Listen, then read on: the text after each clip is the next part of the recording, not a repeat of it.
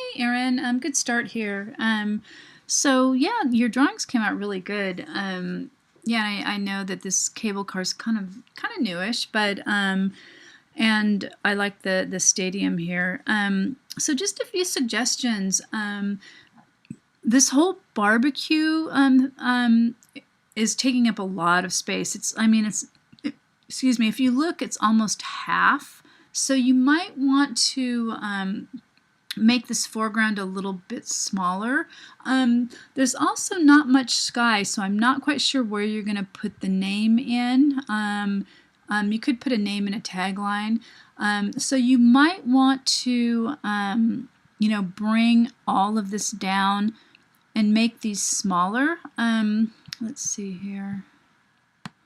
And another thing to think about.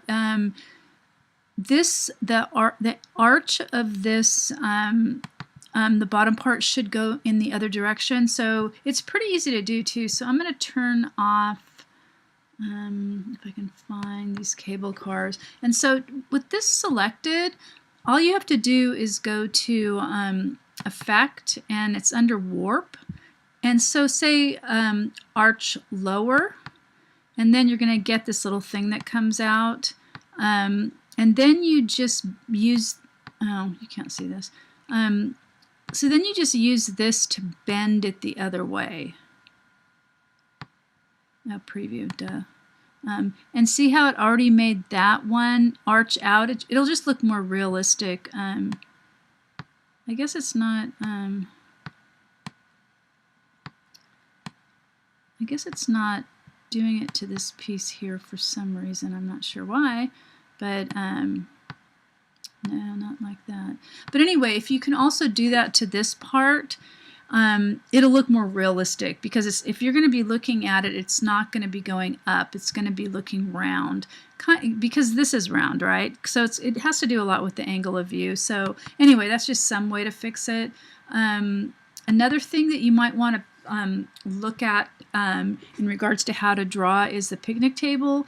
So I just looked at Google image search, so why this is looking a little unrealistic. And if you look, just kind of study the way that these other ones are drawn, you'll kind of see what they're looking like. And you don't have to make the all these boards so even, but look at the lines. Like, see how this goes, see the direction this goes, because that's the bench.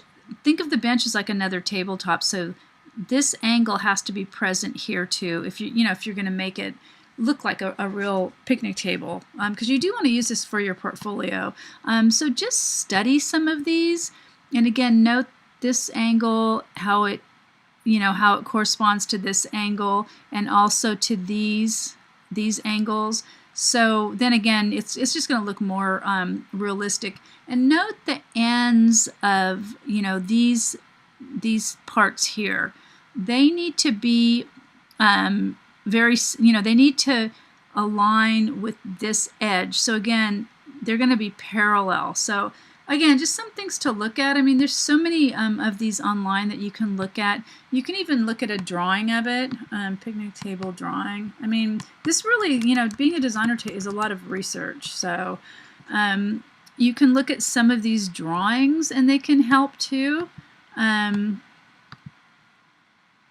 Again, they even have some of the layouts if you want to look at them. And you could choose a really simple one too. It doesn't have to be, it doesn't have to be super complex. Let's see, they had easy finish. So again, you can kind of see what I'm saying. And again, it's kind of a, they have that one that said easy. I wonder what that's got. So yeah, there's some pretty basic stuff. I would probably just find a real simple one, and you can trace it. You can bring it right in there and trace it. So and then you're not going to have any problems, because they're all straight lines, right? You don't even have to use the pen tool for any curves or anything. You can just make the straight lines. If you're going to use the flowers, make sure to make the ones in the foreground, in the background, smaller, because again, they're further away, right? So it's going to just look more realistic if you do that. Maybe make this one a little bigger. So images that are closer are bigger, and that's going to work to create depth. Another thing I saw too, which I was looking at these streetcars, this idea too of having just a little bit of the streetcar coming on this road, that also works to draw your eye into the thing, because you see this here and it goes up this way and in, and it really pulls your eye into the picture plane. I don't really like the way this is done. It's kind of chaotic, but again, it's just something to think about. And again, you know, there's a lot of these you know, buildings and stuff that you could kind of get some ideas from if you wanted to. I don't mind the simple buildings, but I would probably add a little bit of the tops so they're not all looks like they were hacked off with a saw or something. Again, just a little bit though, you know, and again, you can import this and look at it. Another thing is, maybe once you get this some proportions adjusted, you could try a gradient in the sky. That also really works. So so I just wanted to show you some past student work. It's not perfect. You know, this one here, this would be a really nice design if there wasn't so much text in the bottom. And again, you don't have to have everything in the middle. It could come from the side. You can continue, make the buildings kind of smaller and have them continue out of the picture plane. It just looks more interesting that way. So here's another one, and you can see how the buildings are here. And again, obviously they're not red in real life, but you don't need to make them red. See the gradient from light to dark, and then a few little clouds. The red text does not work at all. So, not that. And this one too. There's not purple buildings at all ever, but if you wanted to make kind of a sunset-y kind of color gradient, you can use similar colors, but it's always going to be light to dark. That's just the way the sky works. So this one's pretty cool too. Again, it's got so many different colors in here. It's not really super consistent, but they were on the right idea with the buildings. They should have just simplified the color or used less saturated color. This one I think I've already shown before. And this is a good one too, but again, you can't read dark text on a dark background. This one, you know, what unifies it, he wanted it really simple, is, you know, the firework. That's really what unifies all of it. And this one too, obviously the buildings aren't blue, but this is what she wanted it to look like. And again, the clouds are a nice touch. You might want to add something like that. The state is way too big. So yeah, so that's going to be like, if you move this everything down, you're going to have room in here to add you know, the text. You could also put a block in there, so because you don't want to put text over the buildings, it's going to be harder to see. Okay, so anyway, you know, and I do think this is really a lot of space for the barbecue attraction, so I would make both of these smaller probably. Oh, I should turn your cars back on, huh? The cars are really cool too. Again, if you wanted to, again, make them look like, you know, make them look like there's some more depth, you could just make, oh, see, it's doing the whole thing. Yeah. I'm trying to just select one of the cars. Oh, there it is. Maybe.